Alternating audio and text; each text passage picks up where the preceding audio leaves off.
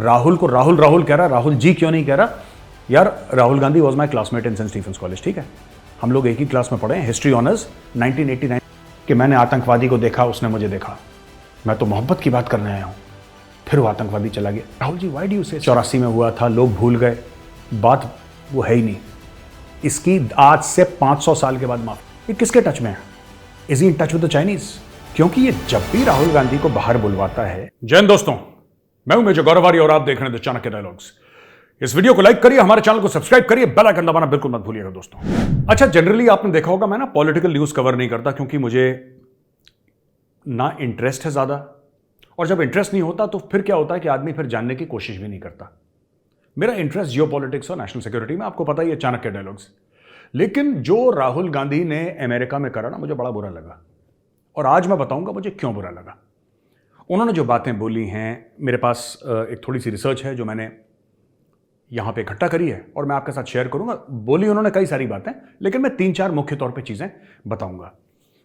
पहले यह बात कि क्या राहुल गांधी का हक है बोलने का कि नहीं है? बिल्कुल हक है। वो अमेरिका में बोलें, अफ्रीका में बोलें, नाइजीरिया में बोलें, नाइजीरिया अफ्रीका में ही है, वो कहीं पर भी बोलें दुनिया में, वो उनका पूरा अधिकार है और वो अधिकार उनसे कोई नहीं छीन सकता। यह अधिकार भारत का संविधान भी देता है और जिस देश में वो बोल रहे हैं उसका भी संविधान देता है। तो मैं ये नहीं कह रहा कि उन्होंने एक बात बोली वो इलीगल थी या गैर कानूनी थी, नहीं, ऐसा नहीं है। लेकिन मुझे लगता है कि कहीं ना कहीं मेरे दिल में इसलिए एक नागरिक के तौर पे बहुत ठेस पहुंची है। मैं बताता हूं क्यों।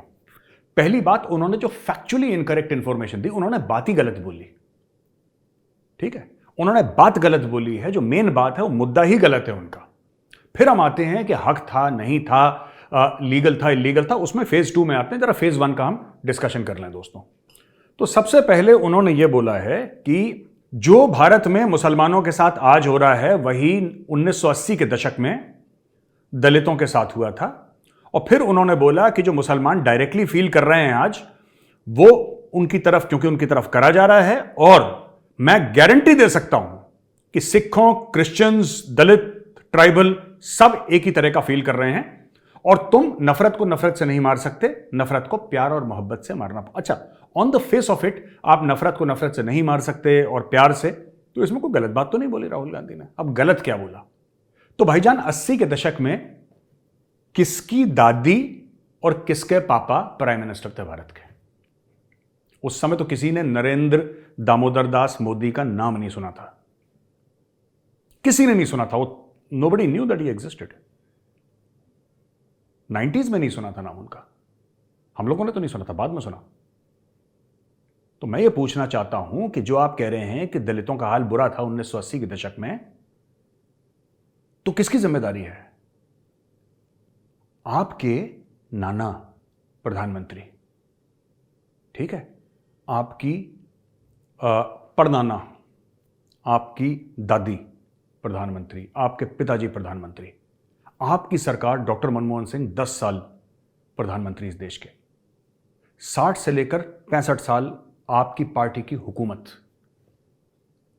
हां ठीक है, अगर भारत में दलितों की दशा खराब थी 1980 के दशक में, तो टांग दीजिए, फिर गलती है मोदी जी की। चाहे उस समय मोदी जी को कोई जानता हो ना जानता हो, क्या फर्क है? नफरत का कोई लॉजिक तो नहीं होता। आप तो यही कह रहे हैं ना कि नफरत को नफरत से नहीं मार सकते, लेकिन आपकी नफरत इतनी है प्रधानमंत्री मोदी जी के लिए कि सब चीज उनकी गलती है ना? तो एक तो मैं ये चीज कहना चाहता हूं। दूसरी, मैं आपको यह बताना चाहता हूं कि आपने बोला कि सिखों के साथ गलत करा। अब मैं ये पूछना चाहता हूं, सिखों के साथ क्या गलत करा? गलत क्या करा ये तो बता दीजिए, सिखों के साथ क्या गलत करा? सिख भारत में, पूरे भारत में फैले हैं, दुनिया में हर जगह फैले हुए हैं, ठीक है, पर ज्यादातर जो सिखों की तादाद है पंजाब में। सिखों ने वोट करा। इसके पहले क्या भाजपा की सरकार थी? मैं ये जानना चाह रहा हूं आपसे राहुल जी, इसके पहले किसकी सरकार थी? अभी तो आम आदमी पार्टी की है, Bhagwant Mann ji, he is the honourable chief minister of Punjab, ठीक है। और वो क्यों चीफ मिनिस्टर ऑफ पंजाब है? क्योंकि पंजाब के लोगों ने, वो किसी भी धर्म के हो, उन लोगों ने उनको इलेक्ट करा और लोगों के वोट से वो बन गए। तो भाई साहब, मैं आपसे ये पूछना चाहता हूं कि इसके पहले किसकी वहां पे सत्ता थी और भाजपा की सत्ता कब रही है? आप ये भी बता दीजिए एक बार कि साहब इन सन में पंजाब में भाजपा की सत्ता रही है। हमारा तो फेडरल स्ट्रक्चर है, law and order and everything is under control. आप कह रहे हैं सब आप कह रहे हैं कि सिखों को मार्जिनाइज करा गया। मैं पॉलिटिकल बात बिल्कुल नहीं करना चाहता चाणक्य डायलॉग्स में, लेकिन राहुल जी ये आप मजबूर कर रहे हैं, ये आप गलत बात कर रहे हैं। I am witness to the 1984 riots. आज मैं आपको कुछ दो टूक बातें भी बता दूं दोस्तों 1984 के दंगों के बारे में, जिसका मैं पर्सनली विटनेस हूं। मैं स्कूल में था डीपीएसआर के पुरम में। मैं आपको बताता हूं दंगों के बारे में, और अब मैं ऑपरेशन ब्लू स्टार के बारे में आपको कुछ बताता हूं जो गोल्डन टेंपल में हुआ था, इंडियन आर्मी गई थी, उसके बारे में भी कुछ सच, क्योंकि बात यह कि सच बोलना चाहिए। ठीक है, सबसे बड़ी बात यह है कि 1984 के दंगे करवाए गए, ये जानबूझ के करवाए गए। ऐसा नहीं कि लोगों में इतना लोगों में गुस्सा आ गया कि इंदिरा गांधी को गोली कैसे मार दी। इतना गुस्सा कैसे लोगों के मन में था कि अब तो हम छोड़ देंगे और सारे सिखों को मार देंगे। क्या गलती थी सिखों की? सिखों की गलती क्या थी?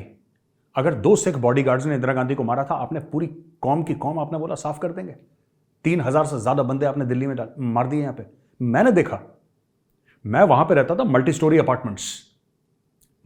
अपार्टमेंट्स, और ये सेक्टर 13 आर के पुरम। अगर आप दिल्ली में हायत रीजेंसी देखेंगे, हायत रीजेंसी के बिल्कुल ऑपोजिट, इनफैक्ट हायत रीजेंसी मेरे सामने बना है। When we were staying there, Hyatt Regency was being constructed। एक पालिका भवन भी है उसके पीछे, मार्केट, अगर मैं नाम गलत नहीं, एक तो पालिका बाजार है सीपी वाला, एक पालिका भवन भी है, if I am not mistaken, अगर मुझे नाम गलत नहीं याद है तो। ये सब हमारे सामने बना है, मैं उन दिनों की बात कर रहा हूं, राइट। हमने छत से देखा, मैंने छत से देखा, मेरी छोटी बहन मेरे साथ थी, किस तरीके से वहां पे लोगों ने सिखों को मारा। आई एम विटनेस, मैंने अपनी आंखों के सामने देखा है। इनोसेंट सिख्स को मारा गया, इनोसेंट बच्चों को मारा गया, प्रेग्नेंट वुमेन को मारा गया, जो सफेद दाढ़ी वाले बुजुर्ग थे उनको मारा गया। इन्होंने औरतों और जिसको कहते हैं कि बुजुर्गों के लिहाज नहीं करा। मैं ये नहीं कह रहा कि जवान आदमी को मारना ठीक है, नहीं, मैं ये नहीं कह रहा, पर मैं ये कह रहा हूं कि यार बुजुर्ग है, सफेद दाढ़ी वाला, आपने उसकी इज्जत नहीं करी। आई एम विटनेस। और जहां तक ऑपरेशन ब्लू स्टार है, who sanctioned operation blue star? फौज को हुक्म मिला, फौज चली गई अंदर, लेकिन सैंक्शन किसने करा ऑपरेशन ब्लू स्टार? किसने हुक्म दिया ऑपरेशन ब्लू स्टार का? ये इंडिपेंडेंट इंडिया, ठीक है, का सबसे बड़ा पाप है operation blue star. This is the biggest sin that we have committed in independent India. मैं 10 बार हरमिंदर साहब जा चुका हूं, और जब भी जाता हूं there is an intense sense of shame कि यार ये कर क्या दिया, और मैं जब जाता हूं माथा टेक के माफी मांग के आता हूं। पर एक मैं बात बताऊं आपको राहुल जी, इस पाप की कोई माफी नहीं है। आपने जो 84 में दंगे करवाए आपकी पार्टी ने, ठीक है, हां, यह बात ठीक है कि अब बहुत समय बीत चुका है, और जो लोग सर्वाइवर्स थे वो इस दुनिया से कई लोग जा भी चुके हैं, यह बात भी सच है। पर 3000 लोगों की मौत एक तरफ और गोल्डन टेंपल पे अटैक एक तरफ। मैं आपको एक बात बताऊं, ये जो अटैक था ना, not to take away anything from this, because this was a genocide of Sikhs. This was a genocide, जो दिल्ली में हुआ वो जेनोसाइड था सिख्स का, right. Take away nothing from this, but ये जो है ना Harmandir Sahib, this is eternal and enduring shame, eternal and enduring shame. ये कई राइट्स हुई इंडिया में। एक एमजे अकबर साहब की किताब है राइट आफ्टर राइट। मैं चाहता हूं अगर राहुल आपने वो किताब नहीं पढ़ी हो तो आप वो किताब जरूर पढ़िएगा। MJ Akbar is a Muslim, is a member of parliament, और उन्होंने उस किताब में लिखा है किस तरीके से जब से भारत आजाद हुआ, चुनाव मतलब दंगा, एंड 99% हिंदू और मुस्लिम दंगा ये कराए गए थे। पूरा खालिस्तान की मूवमेंट क्यों शुरू हुई? आप मिस्टर जीबीएस सिद्धू की किताब पढ़िए, GBS Sidhu special secretary raw, उन्होंने किताब क्या लिखी है? उन्होंने किताब ये लिखी है साहब कि Congress party, he has said it, मैंने उनका इंटरव्यू लिया था रिपब्लिक के लिए, 1-to-1 इंटरव्यू था, उन्होंने मुझे बताया, किताब है, आप ये किताब देखिए स्क्रीन पे, ये किताब है दोस्तों, खरीदिए इस किताब को। उसमें जीबीएस सिद्धू साहब स्पेशल सेक्रेटरी रॉ, यानी कि बंदा रॉ में बड़ा सीनियर एक अधिकारी था, वो कहता है यार कि मैं विटनेस हूं, मैंने देखा ये सब होते हुए, मैं इसकी गवाही देता हूं कि मैंने देखा होते हुए। किस तरीके से ये फोटेदार वगैरह ये सब लोग गए, उन्होंने पैसे दिए, भिंडरा वाले को पैसे दिए। इन्होंने हिंदू और सिख एक जमाना था हिंदू परिवार से जो सबसे बड़ा बेटा था ना, वो केशधारी बनता था, वो सिख बनता था। इतनी प्यार मोहब्बत थी दोनों कौमों में, एक ही थे। ठीक है, सिख धर्म एक अलग धर्म है, लेकिन भाई थे, एक ही मां के पेट से निकले। उनके बीच में नफरत है 1985 के इलेक्शंस के लिए। वो मैं नहीं कह रहा ये बात, आप जीवीएस सिद्धू साहब की किताब पढ़िए। And GVS Sidhu Sahib himself is a Sikh and he has written this book. क्या ऑपरेशन ब्लू स्टार किसी और तरीके से नहीं हो सकता था? आप रशियन से मांगते, गैस डालते उसके अंदर, उसके जो वेंट्स हैं वहां पे आप गैस डालते। रशियंस को तो सेकेंड वर्ल्ड वॉर के बाद रशियंस के पास टेक्नोलॉजी थी, they have done it so many times. आप वो गैस डालते, जितने भी अंदर लोग थे गोल्डन टेंपल कॉम्प्लेक्स के, सब बेहोश, 2 मिनट के अंदर सब बेहोश। आप गैस के कैनिस्टर डालते वहां पे। आपने हरमिंदर साहब को गोली चला दी यार। And whenever I enter Golden Temple, मैं आपको बता रहा हूं दोस्तों, all I feel is a sense of shame. और मैं फिर बोल रहा हूं, this is a black spot on us, all of us, right? And I can also tell you this, इस गुनाह की माफी नहीं है बॉस, हर एक गुनाह की माफी है। ये हरमंदर साहब के अंदर आर्मी घुसी, वहां पे कांग्रेस गवर्नमेंट ने बोला अटैक करो, इसकी कोई माफी नहीं है। अगर किसी को भी गलत फहमी है कि 84 में हुआ था, लोग भूल गए, बात वो है ही नहीं। इसकी आज से 500 साल के बाद माफी नहीं है। इस चीज का ध्यान रखना, पीपल विल रिमेंबर। जो काम औरंगजेब ने करा था वही काम उस वक्त इन लोगों ने करा था, नहीं करना चाहिए था। It's a grave sin that the central government of that time had committed. Now मैं और चीजें कहना चाहता हूं उसमें कि इन्होंने बोला साहब कि the way you Muslims are feeling attacked. किसने अटैक कर दिया मुस्लिम्स पे? क्या क्या हो गया ये बताइए। मैं कुछ नॉर्मलाइज नहीं कर रहा। क्या मुस्लिम्स की लिंचिंग हुई है भारत में? बिल्कुल हुई है, बिल्कुल हुई है। लेकिन हिंदुओं की भी लिंचिंग हुई है, हिंदुओं की भी लिंचिंग हुई है, हिंदू भी मारे गए हैं। क्यों गलत इंफॉर्मेशन देनी यार? क्यों क्यों गलत बात बोलनी? क्या तादाद में मुस्लिम ज्यादा मारे गए हैं? Absolutely, it could very well be. I don't have the numbers with me, but ठीक है, मारे गए होंगे पक्का। और गलत है, जिसने मारा उसको टांगो फांसी पे, लेकिन दोनों को टांगो। जिस हिंदू ने मुसलमान को मारा उस हिंदू को भी टांगो, और जिस मुसलमान ने हिंदू को मारा है उस मुसलमान को भी टांगो, दोनों को टांगो। आप वोटों के लिए ये कहते हैं कि नहीं नहीं नहीं नहीं सिर्फ हिंदू को टांगो। Sir, don't do this. इससे नफरतें आप फैला रहे हैं। आप कोई शांति का संदेश या शांति का मसीहा बन के नहीं आ रहे। आप नफरतें फैला रहे हैं। यू आर टेकिंग साइड्स, और ये राहुल बहुत बुरी बात है। You should not do this. आप ये कहते हैं कि Christians are feeling attacked. How are Christians feeling attacked? ये जरा बताइए। How are Christians feeling attacked? ये तो बताइए। मैं आपको यह बता रहा हूं राहुल कि आपने जो बाहर बात करी है, अच्छा इसके पहले कि कांग्रेसी गुस्सा हो जाए कि नरेंद्र मोदी को तो मोदी जी कहता है, राहुल को राहुल राहुल कह रहा, राहुल जी क्यों नहीं कह रहा? यार, Rahul Gandhi was my classmate in Saint Stephen's college, ठीक है? हम लोग एक ही क्लास में पढ़े हैं, हिस्ट्री ऑनर्स। 1989 में हमने ग्रेजुएशन शुरू करा था। मैं और राहुल गांधी एक ही क्लास के। तो अपने क्लासमेट को ना कोई जी करके नहीं बोलता। आपके यहाँ बोलते होंगे, हमारी क्लास में तो और भी कुछ बोलते थे, लेकिन वो मैं बोल नहीं सकता, लेकिन कोई बात नहीं। And I have a lot of respect for Rahul Gandhi as an individual, but I think that ये सैम पेट्रोडा टाइप के ना, ये गलत रास्ते पे ले जा रहे हैं आपको राहुल, बहुत गलत रास्ते पे। मैं सैम पेट्रोडा की पोल खोलूंगा। और मैं आपको एक आइडिया दे रहा हूं। आप आज का थोड़ा सा ये लंबा हो जाएगा वीडियो, लेकिन मैं चाहता हूं आप सुने। तो आपने बोला अच्छा क्रिश्चियंस को क्या हो गया, जरा ये बताइएगा, क्या कर दिया नरेंद्र मोदी की सरकार ने? क्रिश्चियंस के खिलाफ क्या कर दिया ये तो बताइए। Let's talk facts. अगर उन्होंने क्रिश्चियंस के खिलाफ कुछ करा है तो I promise you on video, मैं कंडेम करूंगा कि गलत करा है। अगर उनका कोई भी कदम ईसाइयों के खिलाफ हो तो आप बताइए ना, बी फैक्चुअल। ये मोहब्बत की दुकान, आपने वहां पे पोस्टर लगाया मोहब्बत की दुकान, और आपने जेनेरिक हवा में फायरिंग करी विदाउट फैक्ट्स, विदाउट फिगर्स। आपने बोला ये हो गया, ये हो गया, ये हो गया। रेटोरिक नहीं चाहिए बॉस, फैक्ट्स एंड फिगर्स चाहिए। Let's talk facts. क्या करा ईसाइयों के खिलाफ? फिर आपने बोला है Dalits and tribals are feeling the same. क्या करा दलितों के खिलाफ? एक दलित को राष्ट्रपति बना दिया, एक पर्सन विथ ट्राइबल ओरिजिन्स, आपने उनको राष्ट्रपति बना दिया देश का। बहुत गलत कर दिया क्या? बुरा लगा आपको? एपीजे अब्दुल कलाम, उनको किसने राष्ट्रपति बनाया देश का? आपने तो नहीं बनाया। सर ऐसा है ना कि बात होनी चाहिए फैक्ट्स पे,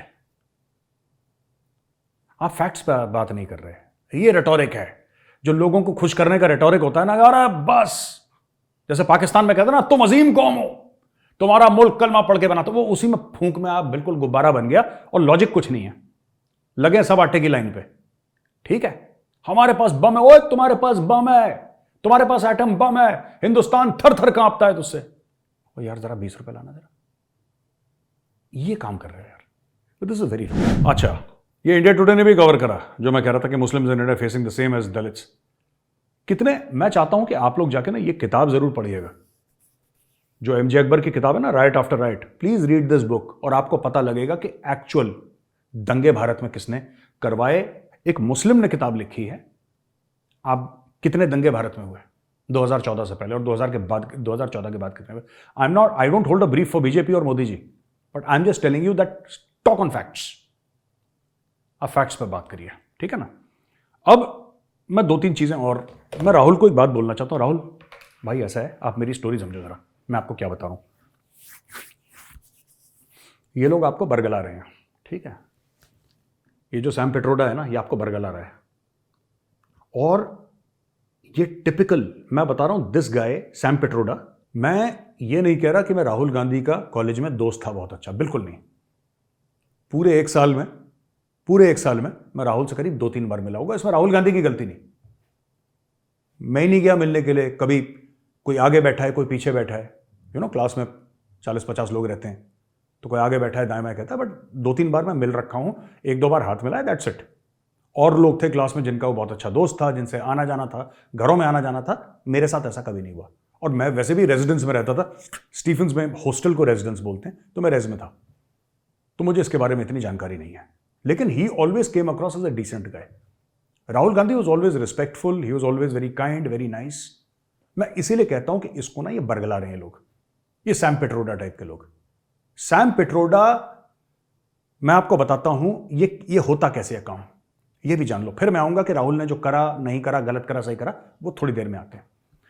देखो यार, ऐसा है ना कि सैम पिट्रोडा तो रहता है बाहर, कभी कभी भारत आता है। अब ये किस फॉरेन इंटेलिजेंस एजेंसी के टच में है, जरा इसके बारे में इंक्वायरी हो। ये कौन सी फॉरेन, ये क्या सीआईए के टच में है, ये किसके टच में है? Is he in touch with the Chinese? क्योंकि ये जब भी राहुल गांधी को बाहर बुलवाता है, राइट, ये कुछ ना कुछ कहलवाता है इससे, राहुल गांधी से। एंड राहुल गांधी की परवरिश में आपको देखिए, व्हेन आपके फादर प्राइम मिनिस्टर हो, आपकी मदर पार्टी की चीफ हो, आपकी ग्रैंड मदर प्राइम मिनिस्टर हो, आपके नाना प्राइम मिनिस्टर हो, तो आपके वो जैसे हमारे दोस्त थे बचपन में, सारे के सारे लफाड़िए, हम भी लफाड़िए थे, ठीक है, हमने कंचे खेले, गुल्ली डंडा खेला, टायर चलाया हमने धूल मट्टी में, ठीक है। वो उसकी अपब्रिंगिंग नहीं रही, और जाहिर सी बात है यार, जो ऐसे खानदान का होगा उसकी वैसे नॉर्मल अपब्रिंगिंग रहेगी नहीं, उसकी अपब्रिंगिंग बड़े क्लोज, तो किसके साथ इंटरेक्ट करता है, किसके साथ नहीं करता, कौन उससे मिल सकता है, ये बड़ा कंस्ट्रक्टेड है, इन लोगों ने फायदा उठाया इस चीज का। ये Sam Pitroda, I am not saying कि राहुल गांधी इज गुड और बैड, मैं उधर नहीं जा रहा, पर मैं कह रहा हूं कि सैम पिट्रोडा, इसके ऊपर चेकिंग करी जाए, he is 110% in touch with some foreign intelligence agency. ये कहलवाता है, ये कान में फुसफुसाता है कि ये बोलो ये बोलो ये बोलो, ये स्पीचेस तैयार करता है सैम पिट्रोडा। इसके ऊपर इंक्वायरी होनी चाहिए,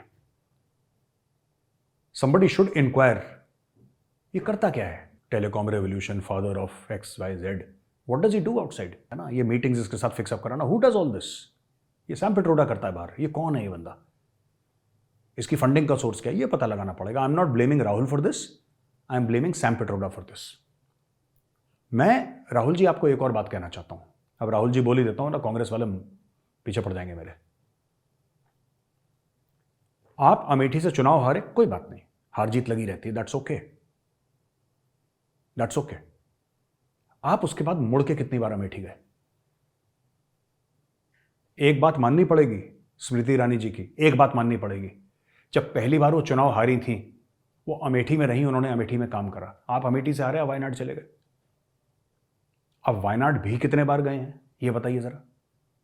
अमेठी आपने मुड़ के देखा है? आप तो कह रहे थे कि हमारे बाप दादा की कॉन्स्टिट्यूंसी है वो, आप कितनी बार अमेठी गए उसके बाद, ये तो बताइए। आप सर अमेरिका और थाईलैंड में ज्यादा पाए जाते हैं, अपनी कॉन्स्टिट्यूंसी में कम पाए जाते हैं। मोदी जी की बुराई करिए, अगर मोदी जी ने कोई गलत काम करा है बिल्कुल तनकीद करिए, बिल्कुल खींच के रखिए, पूरा आपका काम ही यही है, पूरी सरकार को खींच के रखो।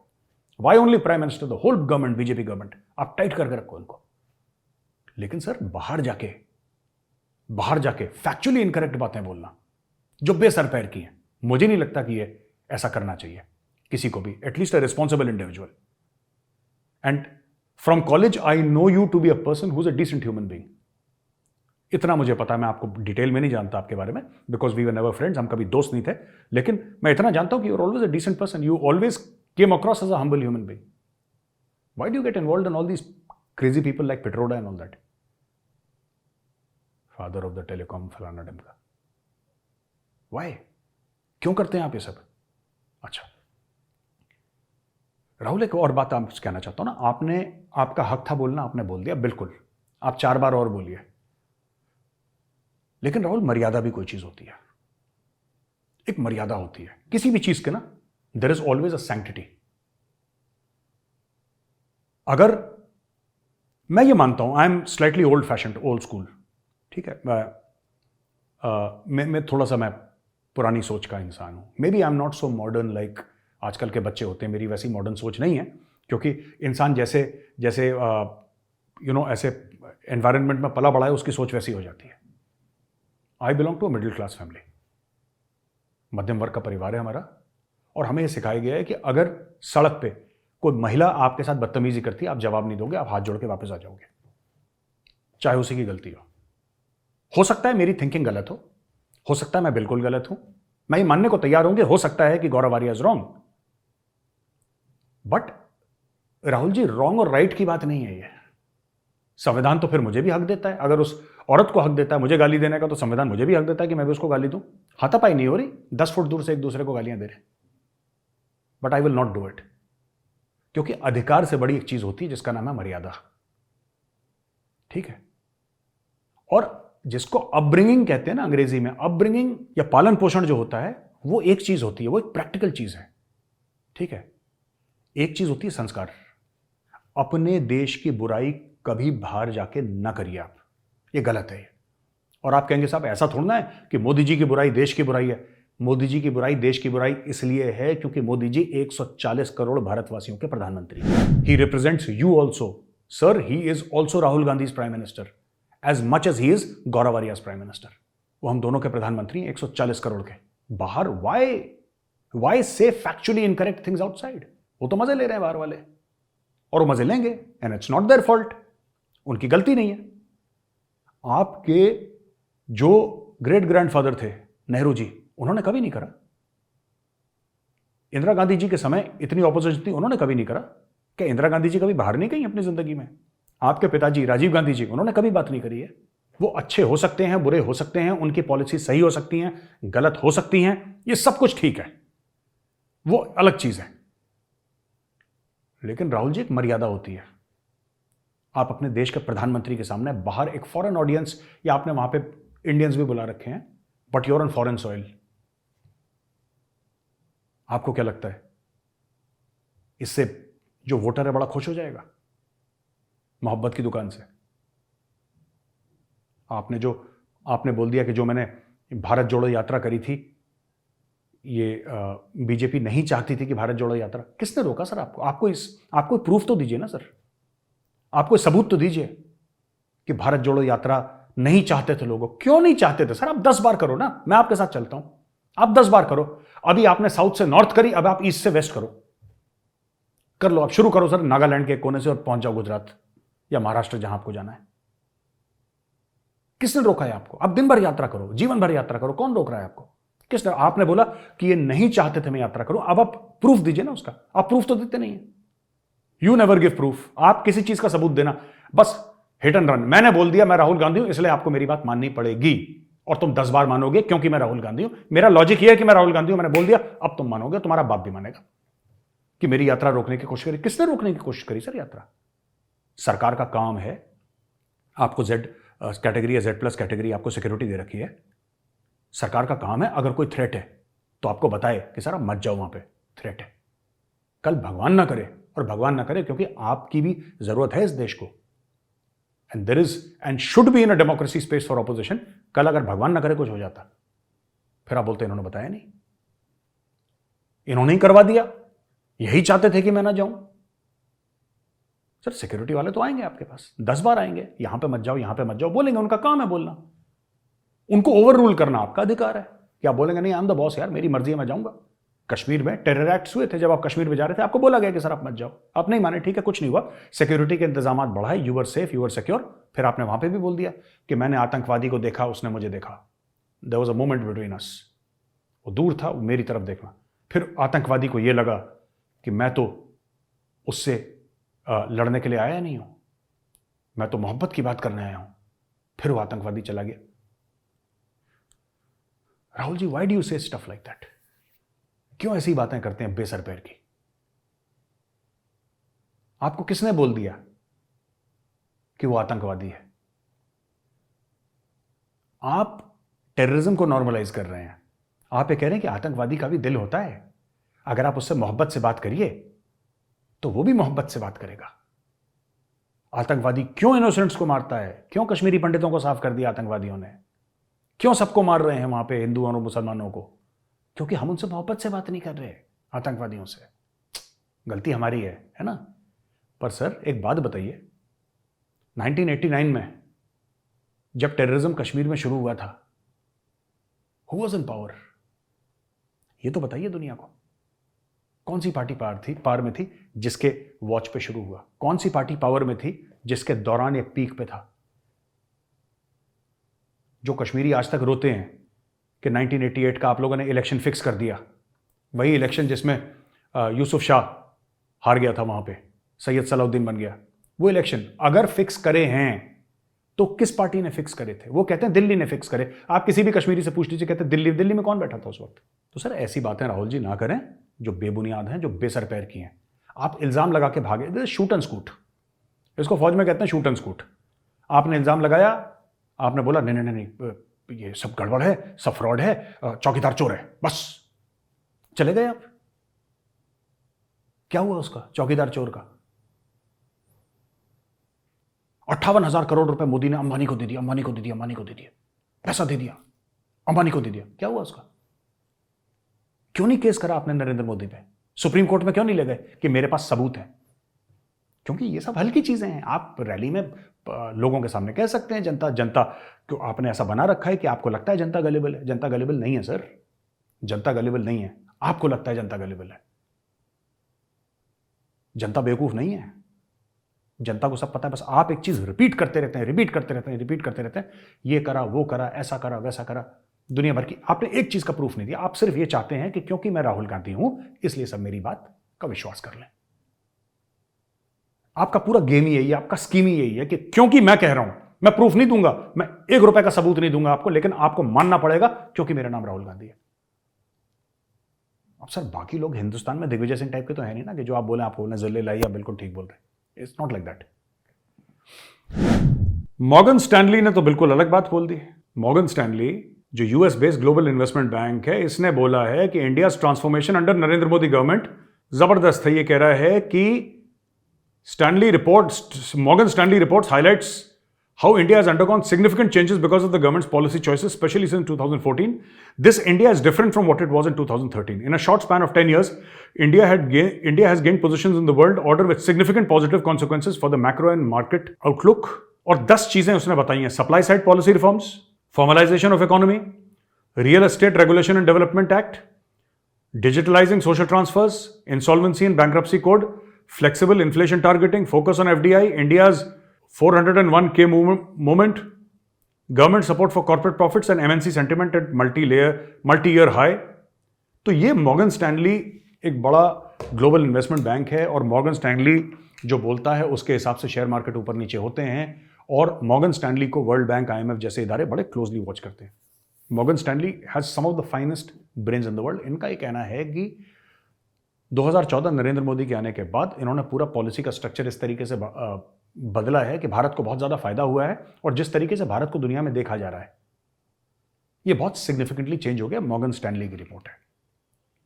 अब राहुल जी ने पता नहीं रिपोर्ट पढ़ी कि नहीं पढ़ी, बट ठीक है। अच्छा, ऑस्ट्रेलिया ने सीक्स फॉर जस्टिस ये संडे को ऑस्ट्रेलिया में ये होना था कि हम लोग एक खालिस्तान का रेफरेंडम करेंगे, तो ये क्या हुआ कि ये इन्होंने कैंसिल कर दिया।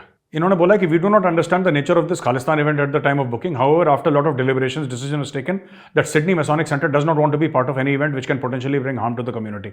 ये बेसिकली ऑस्ट्रेलियंस ने भी कान पकड़ लिए कि ये जो खालिस्तानी है ना, ये तो पागल नहीं है, ये काट कूट देंगे किसी को, फिर खालिस्तानी ने अगर दांत लगा दी फिर रेबीज का इंजेक्शन लगाना पड़ता है। आपको पता है कौन सा जानवर है जिसके काटने से रेबीज का इंजेक्शन लगता है। तो उन्होंने, पर मैं ऑस्ट्रेलियन से कह रहा हूं करने देते यार, इसको क्या फर्क पड़ता है, करने देते, इनका काम ही यही है खालिस्तानियों का। इनको बनाना खालिस्तान इंडियन पंजाब में है, ठीक है, भारत के अंदर इनको खालिस्तान बनाना है, राइट। इवेंट ये सिडनी ऑस्ट्रेलिया में कर रहे हैं। अब यार, अब इतना किसी का पैदल दिमाग हो तो फिर उसको रोकना क्यों, करने दीजिए इनको, ऐसे रोज रेफरेंडम करिए, भारत को क्या फर्क पड़ रहा है, डू इट एवरी टाइम यार, हर रोज करो तुम। अच्छा जी, state minister for finance and revenue Pakistan की बात कर रहा हूं, इनका नाम है आयशा गौस पाशा। इसने बोला है कि भाई ये जो IMF का मिशन चीफ है पाकिस्तान में, नैथन पॉटर, इसने जो पाकिस्तान की पॉलिटिकल सिचुएशन के बारे में बात करी वो एक्स्ट्रॉर्डनरी है, और बोला है कि आप इंटरवीन ना करें, पाकिस्तान के मामले में दखलंदाजी ना करें। अच्छा, पोर्टर ने बोला क्या था? पोर्टर ने यह बोला था कि IMF ये चाहता है कि पाकिस्तान में जो चल रहा है ये शांतिपूर्वक रिजॉल्व हो जाए, पाकिस्तान के आईन, पाकिस्तान के कॉन्स्टिट्यूशन के हिसाब से। पाकिस्तान में जो दंगा फसाद चल रहा है वो पाकिस्तान के आईन के हिसाब से रिजॉल्व हो जाए, बस यही बोला। क्योंकि IMF पैसा दे रहा है, IMF को भी लग रहा है फिर पैसा डूब जाएगा। 22 बार तो ये लोग हमें चूना लगा चुके हैं, 23वीं बार भी लगा देंगे हमें चूना। तो उसने सिर्फ ये बोला कि यार जो भी चल रहा है आप लोग अपने कॉन्स्टिट्यूशन के हिसाब से। इसमें क्या गलत बोल दिया? उसने ये थोड़ा ना बोला कि IMF की मर्जी से करो या अमेरिका बहादुर की मर्जी से करो। उसने बोला जो आपने खुद अपने आप को कॉन्स्टिट्यूशन दिया है आप उसके हिसाब से कर दो। अच्छा, ये पाकिस्तानियों का ना कुछ है, there is some mental problem, schizophrenia type का है, स्प्लिट पर्सनैलिटी। ये सुबेरे धमकियां देते हैं IMF को, शाम को उनके पैर पकड़ते हैं, फिर सुबेरे धमकियां देते हैं। इशाक डर जो इनका फाइनेंस मिनिस्टर है, कभी ये कहता है हमें जरूरत ही नहीं है IMF की, हमारे पास, हम तो वसाइलों से मालामाल हैं, हमारे पास एसेट्स ही इतने हैं कि हम गिन ही नहीं पाते, पाकिस्तान के पास सब कुछ है। पाकिस्तान के जर्नलिस्ट झूठ बोलते हैं कि 1.5 अरब टन कोयला है सिंध में, थर में 1.5 अरब टन, पता नहीं कितने अरब टन, जो पाकिस्तान को दुनिया के सबसे अमीर तरीन इकोनॉमी बना देगा। और बड़े बड़े एंकर बोलते हैं झूठ, पाकिस्तान में तेल है, पाकिस्तान में ये है वो है, यानी कि पाकिस्तान में सब कुछ है जिसमें मेहनत ना करनी पड़े। बेसिकली एक दूसरे को झूठ बोलो, यार चिंता मत करो, कल तक कोयला निकल जाएगा, फिर तुम भी करोड़पति, सानू भी करोड़पति, तुसी भी करोड़पति, एवरीबडी करोड़पति, असी भी तुसी भी, everybody Crorepati. That is what they keep on telling each other. फिर झूठ। अब ये देखो, ये जो आयशा साहिबा हैं, ये कहती हैं कि यार you have no business interfering in Pakistan affairs. ओ यार, तुम उनसे पैसा मांग रहे हो, उसको डर लग रहा है कि पैसे डूब जाएंगे। आप, एक घर है जहां पे दंगा फसाद हो रहा है, लड़ाई झगड़े हो रहे हैं, सारे घर वाले एक दूसरे के गरेबानों पे ऐसे उन्होंने हाथ डाल रखे हैं, खून बह रहा है उस घर पे। उस घर का एक बंदा ये कहता है, जब पूरा घर डिसाइड करता है कि बैंक से लोन ले लो, तो बैंक ये तो कहेगा कि भाई तुम वापस कैसे दोगे, तुम तो आपस में लड़ रहे हो, काम धंधा तुम्हारे पास है नहीं, नौकरी पे कोई जाता नहीं, 2 रुपए को कमाता नहीं, डेली चाकू लेके एक दूसरे के पेट में तुम चाकू मारते रहते हो, उसके ऊपर से तुम्हें लोन चाहिए। बैंक क्या कहता है उन घर वालों को? कहता है कि यार जो तुम्हारे घर के बड़े हैं ना, जो तुम्हारे घर के बुजुर्ग हैं, उनसे बातचीत कर लो और आपस में बातचीत करके तुम लोग आराम से प्यार मोहब्बत से रहो, लोन हम तुम्हें दे देंगे, लेकिन यार तुम लोग प्यार मोहब्बत, और घर के मामले में बोलना मत बीच में, पैसा ला पहले। और पाकिस्तानी तुम लोन मांग रहे हो, डकैती कर रहे हो, सवेरे धमकियां देते हो, शाम को पैर पकड़ते हो, यार you are mentally okay? Very confusing. Anyway दोस्तों, आज का वीडियो थोड़ा सा लंबा हो गया, आई होप आपको वीडियो पसंद आया होगा। अगर ये वीडियो आपको पसंद आया तो इस वीडियो को लाइक जरूर करिएगा, हमारे चैनल को सब्सक्राइब करिए, बेल आइकन दबाना बिल्कुल मत भूलिएगा। जय हिंद, वंदे मातरम, भारत माता की जय।